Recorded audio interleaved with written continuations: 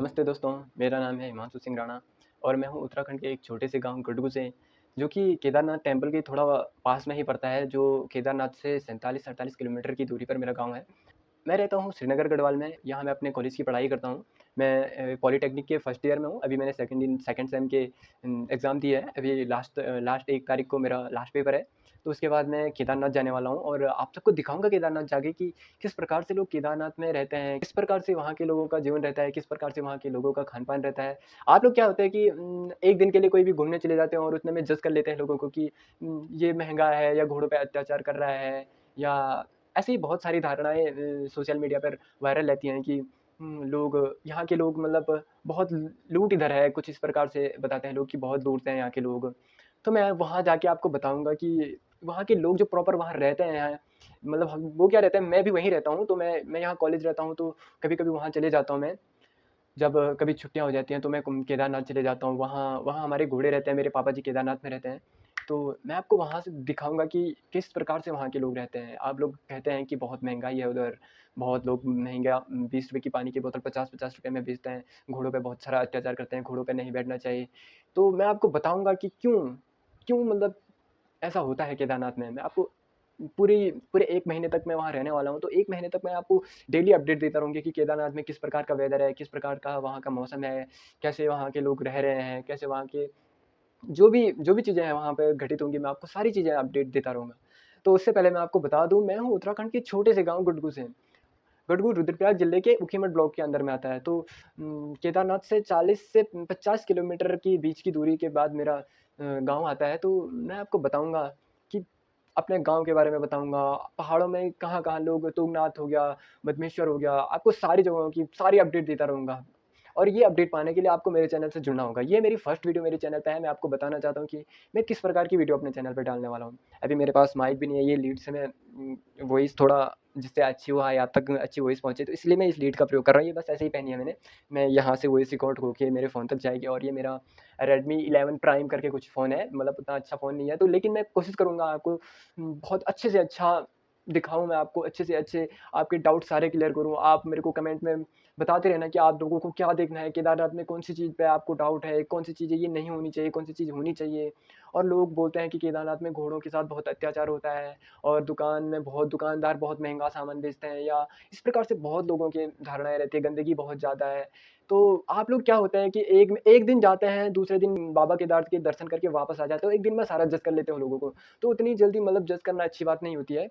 मतलब आप लोगों को जो दिखता है, आप वही देखते हो। तो मैं आपको लोगों को अच्छे तरीके से बताऊँगा कि केदारनाथ में लोग कैसे रहते हैं, कैसे वहाँ के लोग अपना जीवन यापन करते हैं, अपना 6 महीने कैसे उनका कठिन परिश्रम करते हैं वो उधर, किस प्रकार से लोग रहते हैं।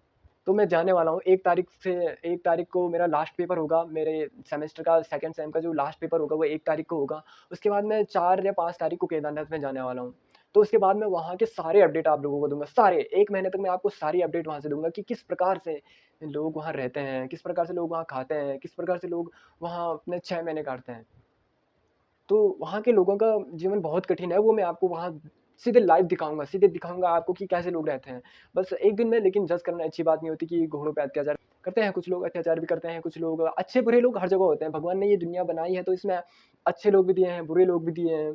तो कुछ लोग अपना 100% अच्छा करते हैं, कुछ लोग नहीं कर पाते, कुछ लोग सताते हैं जानवरों को, कुछ नहीं सताते क्योंकि घोड़ों का तो काम ही वही है ना। आप खुद देखो ना, घोड़ों का काम वही है, सामान को ढोना यहाँ से वहाँ, वहाँ से वहाँ, वहाँ से वहाँ, उनका काम वही है। गाय का काम है दूध देना, वो हमारा काम है उनसे दूध दोहना।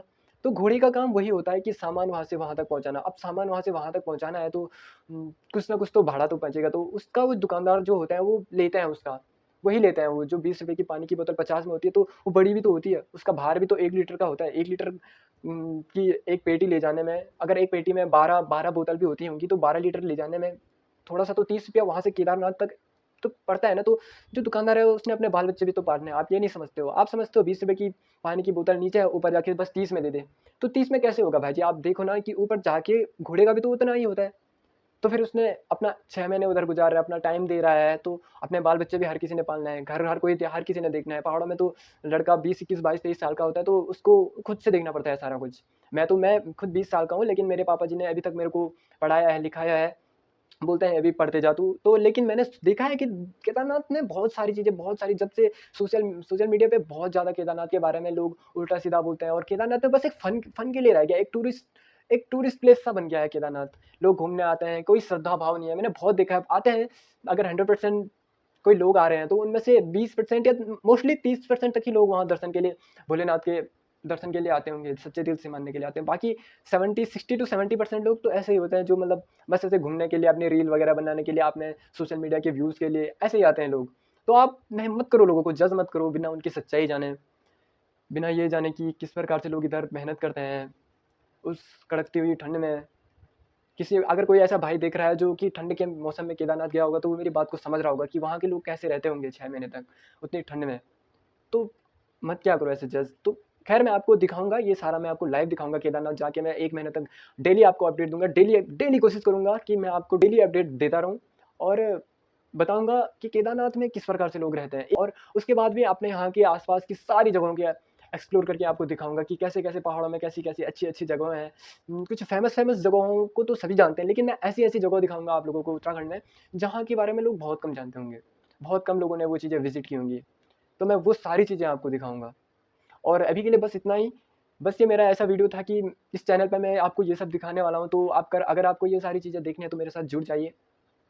मैं आपको दिखाऊँगा ये सारी चीज़ें, तो प्लीज़ हमारे चैनल के साथ जुड़ जाइए। मैं आपको, अगर आपको सारी चीज़ें देखनी है, तो मैं आपको दिखाता रहूँगा।